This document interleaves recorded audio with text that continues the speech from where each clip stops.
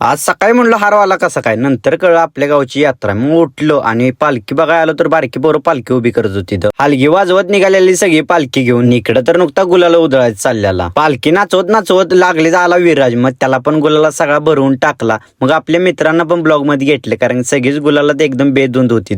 जसं पालखी जवळ आली तसं मग आपण दर्शन पण करून घेतलं आणि मग लगेच आपल्या हातात पण पालखी दिली. आपल्या गावची पालखी ते पण आपल्या खांद्यावर. खरंच लय भारी वाटतं. आणि आपल्या गावकरातली सगळी बाहेरचे आलेले त्यांना पण गुलाल वगैरे लावला. हा आनंद परत नाही, कारण की यात्रा ही वर्षातून एकदाच येते. आणि त्यात आपल्याला भेटलेले आपले मित्र, मग त्यांना गुलाल लावायचा आपण कधीच सोडत नाही, किंवा ती पण आपल्याला गुलाल लावायला सोडत नाही. तुम्हाला तर माहितीये गावचं गाव पण जपणारा सण म्हणाय गेला तर फक्त यात्रा. गाडीत बसलो आणि निघालो आपण मल्हारपेठला. जाताना या मुलांना पण मध्ये आधी सोडलं आणि घरी आलो तोपर्यंत सगळ्यांचं नियोजन चाललेलं यात्रेत जायचं. मग ह्यांना म्हटलं तुम्ही जाऊन या, मी मागणी येतो, कारण ह्यांच्याबरोबर जायचं म्हटलं अवघड आहे. त्याला आणि काहीतरी माझा आवरलं, डायरेक्ट यात्रेत गेलो. फालुद्यावर ताव मारला, तो पण सोन्याने दिलेला. जाऊ द्या, सगळं आता फॉलो करा.